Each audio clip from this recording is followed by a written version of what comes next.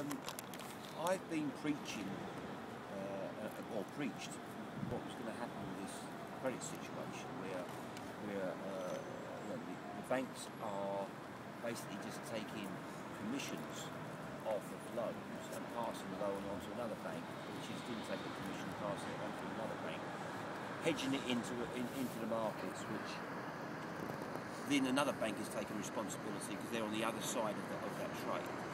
And it was just a big credit go round that we weren't manufacturing enough to produce enough money, hard money, to enable people or corporations to be given that amount of credit.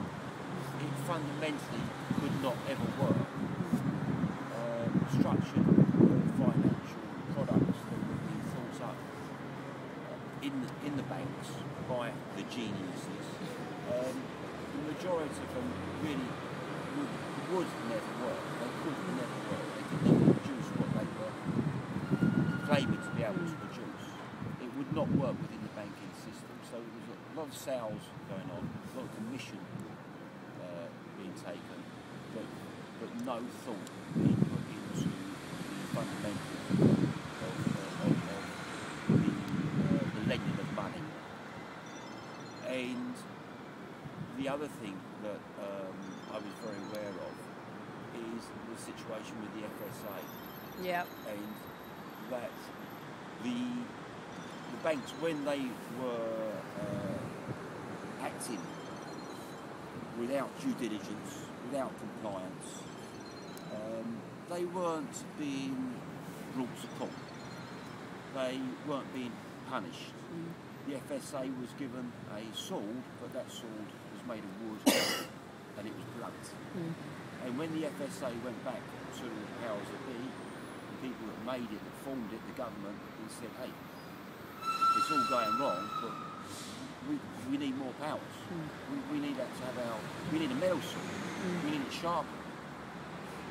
There needs to be punishment to stop these banks acting in this way. And they were refused a metal sword. They were just handed back the wooden sword, blunt wooden sword. They couldn't do anything. And so the City of London carried on behaving in this way, in this incompetent, corrupt way.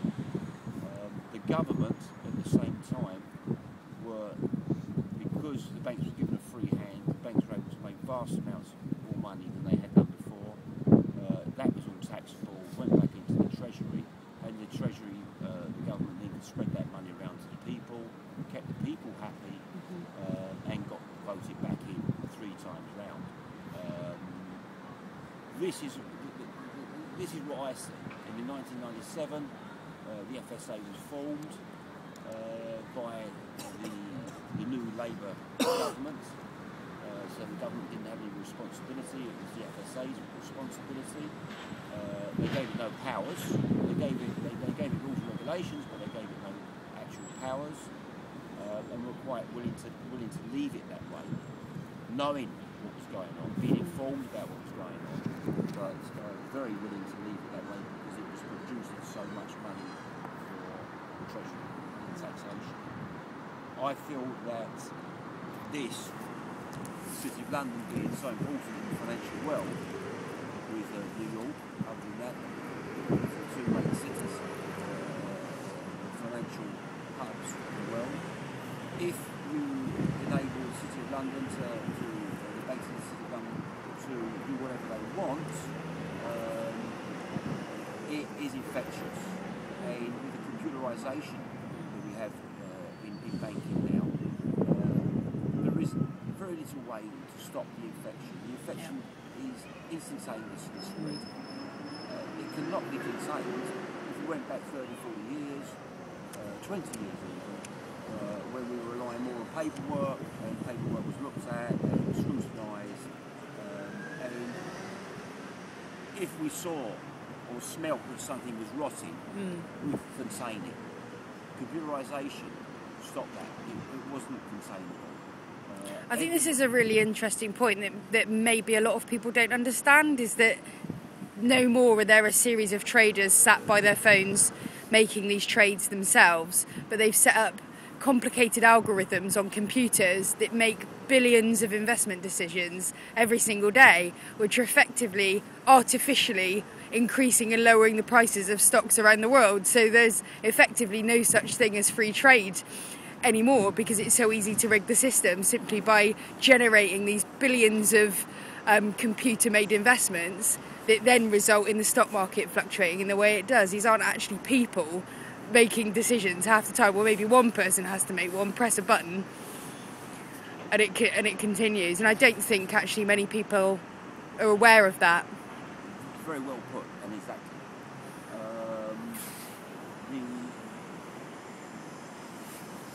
What we're looking at is the old sort of the theory, the Terminator theory, the machines and controlling the world. I mean, I don't want to put it in that kind of sense. These are not robots walking around, but I mean, in a sense, an algorithm is a really complicated system, which in this is a robot that runs almost free, pretty much free of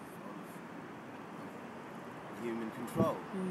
And it works so well for the people in power that there's no interest in them changing the system. And this is one of the problems we're facing is when you have such concentrated power, it only makes sense that it's going to serve its own interests. So it's not that we're saying so much that these bankers are really bad people. It's just that we're saying that if you offer £10 million to 5 people for unjust causes, one of them's going to take it. And this is how this is how you progress in the financial world, if you like. Depending on what risks you're willing to take and how adventurous you're willing to be, if you like. And it's got to a stage past people, because a lot of people will be adventurous, fail, and they'll just get fired and move to the side. But the adventurous person who risks somebody's pension, your pension, your money that you put into your bank account, depending on where you bank, finances wars and finances companies to go in and monopolize resources in third world countries. And without this created money, this created power, if you like, that the financial system is enabling so many big corporations to act on, they wouldn't be able to do it. It would fall on the onus of the people in their country to make the decisions. And of course, we may not have progression as quick as we've had it. We might not have as many technological developments, although that's arguable. But we'd have systems made by the people who are most concerned with it, and rather than somebody's retiring today, you could have lost a fifth of their pension. They didn't make the decision. They didn't make the decision to go into these risky investments. And what this financial system is enabling people to do is make decisions without the morality of that. They don't see it. They just press a button on the computer, and their job is to make as much money as possible. So this is how they justify it. And you should do a good job, of course. So another thing, as you said about the computerization, it's just another way to take one step back from the morality. Absolutely. Making, which is it's big. I mean, it may be more efficient in a business sense of term, but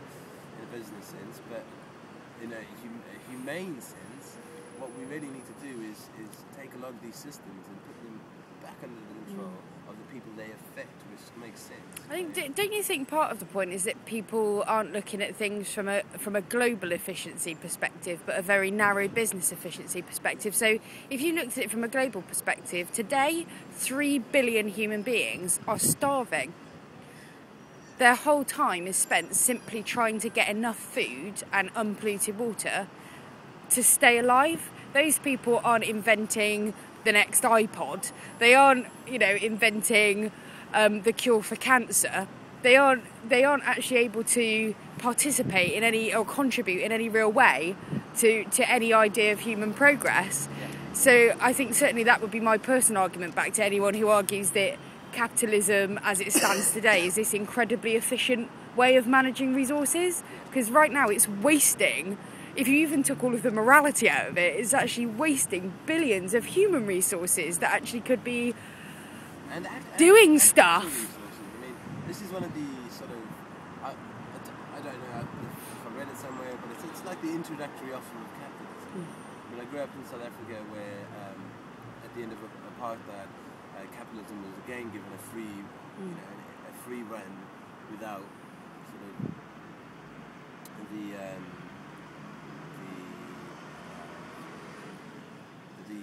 restrictions and the orders that a lot of companies weren't dealing with South Africa. In essence, what happened post 1990, 1994 is capitalism was given a free day, and especially for the middle class, it's a really good sell because there's a lot of money to be made. There's a lot of you can start small businesses. But what we see in England now, given it time, that slowly but surely the people with more power will then take over the smaller businesses, and it becomes harder for small businesses to set up. And that just makes sense. I mean, if you play a football game and you've got 1,000 people on one side and 10 on the other, you're expecting the people with 1,000 people on their side to win because they've got more people. And in a sense, the game's not fair. You wouldn't want to watch that game because you know who's going to win it. Except, I suppose, ironically, in capitalism, 1,000 people are wearing lead boots and carrying sort of £50 rucksacks. And out of the 10 people, you can have one of them that throws a tent up somewhere and really irritates the people with the lead boots, which is it's a great analogy for occupiers. Although people out there may not agree with all our methods and what we do, may not want to come and set up camp, and I think that's fine. But what we're trying to do with Occupy is just get the debate reopened, because it's like you can't discuss it. You bring up the fact of, do we live in a system that's best for everyone? Everyone goes, no, of course not. But what are you going to do about it? And the question is, well, no, what are you going to do about it? Because if you think it's not a just system, there are solutions out there. They're just a little bit harder. It means not buying, from the simplest thing is not buying that chocolate, to not buying that car that you don't need, to fixing the laptop rather than buying another one. And these is the program we've been under for the just buy another one, buy another one. And you don't have to set up a tent.